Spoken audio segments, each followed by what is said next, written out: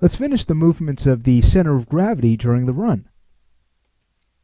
So we'll bring back our controls and we'll work on the rotate x-axis. Remember what we'd see in the side view first, and then we can layer on everything else.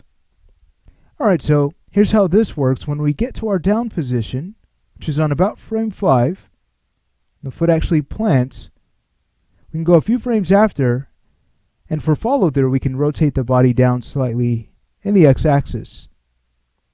Now when we move back up to our peak position on 10, a few frames after that, we can rotate the body back slightly. Now let's take a look at our function curves. I'll turn on infinity again.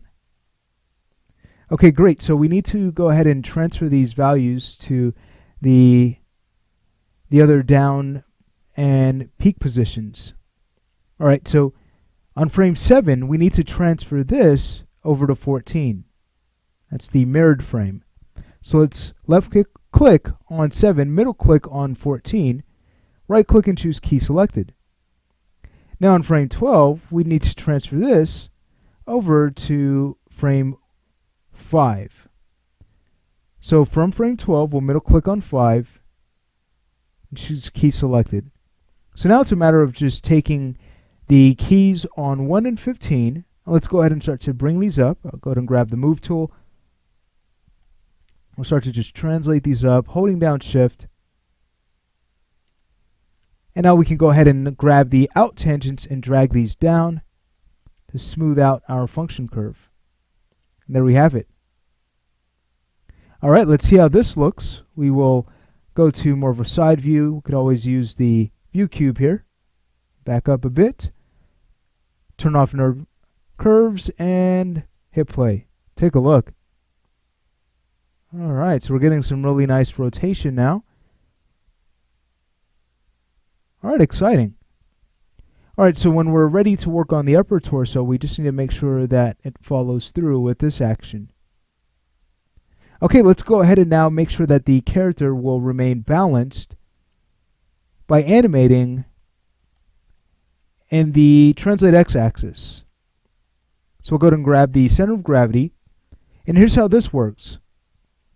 When we reach our down position, this is where we'd want the character to shift his weight. So he's going to reach the down position, it's going to shift over to the side of the planted foot, and then he pushes off, and we continue that repetitive motion.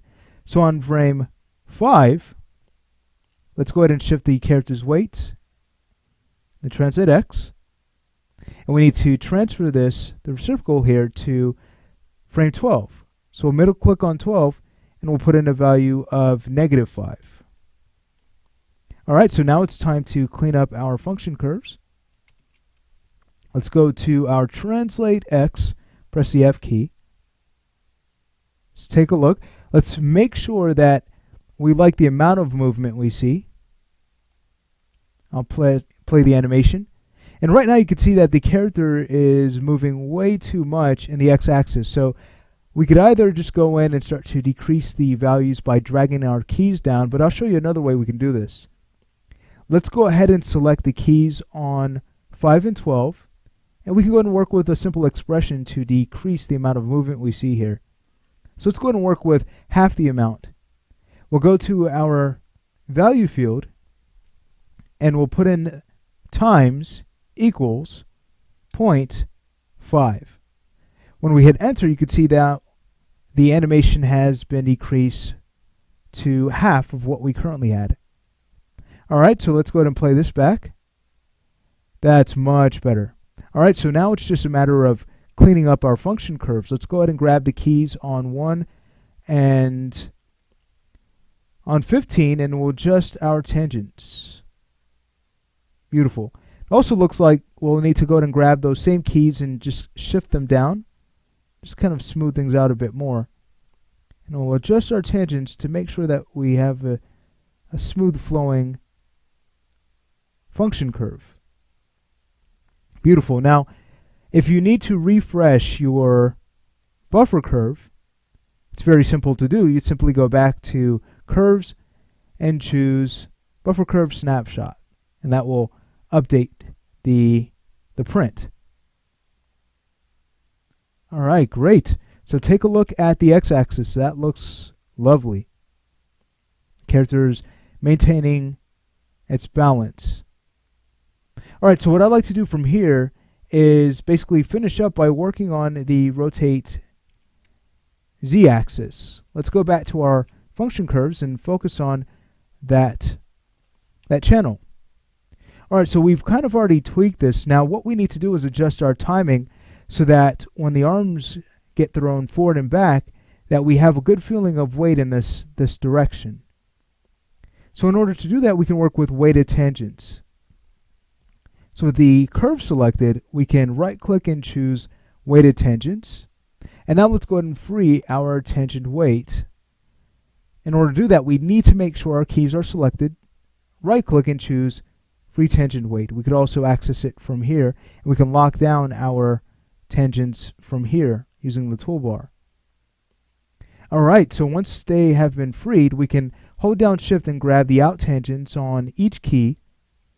While holding down shift now, we'll go ahead and drag with the middle mouse button to hold each pose for a bit longer.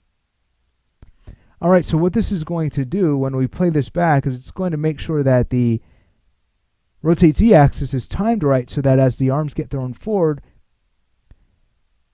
the rotate z will move in a way where we can really feel the force of the arms. Great. You might also experiment with increasing your key values a bit more, grabbing all keys. We can go to, let's say, one pose here on frame 8. We'll grab our scale tool, hold down shift, and start to drag up to push the body a bit more in that direction. So now, if we were to play the animation back, we should notice that movement a bit more. Great, so it seemed a little too stationary, but now I think that this is going to work out well. All right. So from there, I'll just go ahead and press the F key, take a look at our values. And it looks like we can go ahead and use about a value of 5 and -5. So I'll go ahead and make sure to place that value just to make sure that our pose is mirrored. And there we have it. So in no time at all, we have finished the character's center of gravity. All right, so what that means is that we're ready to now add some animation and polish the upper torso, and we'll do that in the next lesson.